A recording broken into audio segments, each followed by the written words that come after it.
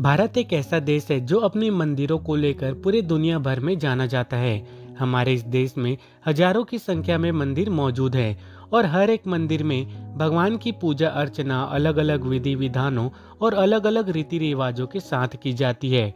इनमें से कुछ मंदिर ऐसे हैं जहां पर भगवान की पूजा अर्चना काफी सामान्य विधि विधानों के अनुसार होती है, पर वही दूसरी तरफ हमारे इसी देश में कुछ मंदिर ऐसे भी हैं जहां पर कुछ ऐसी अनोखी परंपराओं का निर्वहन किया जाता है जिसके बारे में जानकर आपको काफी ज्यादा हैरानी होगी।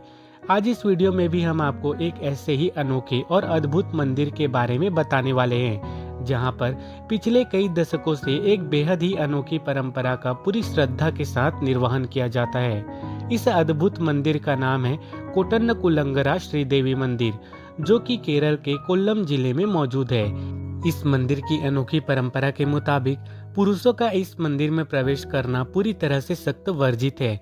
अगर कोई पुरुष देवी माँ के दर्शन करना चाहे तो उसे महिलाओं की तरह सजना संवरना होता है। सिर्फ कपड़े ही नहीं बल्कि एक नवनवेली दुल्हन की तरह 16 श्रृंगार करना पड़ता है, जिसके बाद ही किसी पुरुष को देवी माँ के दर्शन करने की इजाजत मिल पाती है। इस मंदिर में माता के दर्शन करने आए किसी भक्त को किसी प्रकार की कोई असुविधा न हो, इस बात का पूरा ध्यान रखते हुए इस मंदिर में ही विशेष कमरों की व्यवस्था की गई है, जहां पर भक्त मंदिर के कर्मचारियों की मदद से 16 श्रृंगार कर सकते हैं। इतना ही नहीं, हर साल इस मंदिर में चाम्या विलक्कू नामक त्योहार का आयोजन किया जाता है, जहां पर हजारों की संख्या में पुरुष दुल्हन की तरह सज संवर कर शामिल होते हैं और देवी माँ की आराधना कर उनसे एक अच्छी पत्नी, सुख समृद्धि और एक अच्छी नौकरी और पूरे परिवार की खुशहाली की कामना करते हैं। इस मंदिर की यह अनोखी परंपरा पिछले कई दशकों से यूं ही चलती आ रही है, पर सवाल था कि आखिर इस मंदिर में इस प्रकार की अनोखी परंपरा का निर्वहन क्यों किया जाता है।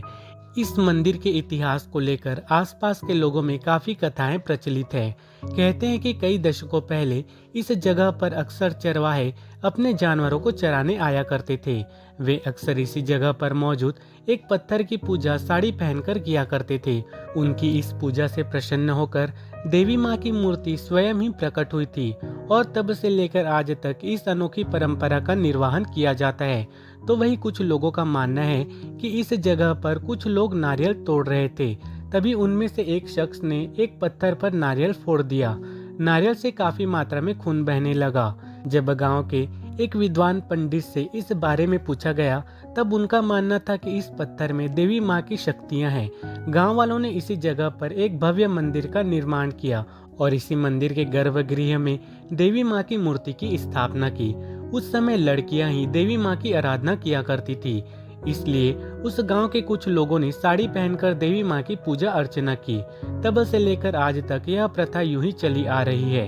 कहते हैं कि इस मंदिर के गर्भगृह में मौजूद देवी माँ की प्रतिमा स्वयं ही प्रकट हुई थी और यह मंदिर पहला ऐसा मंदिर भी है जिसके गर्भगृह पर किसी भी प्रकार की कोई छत नहीं है।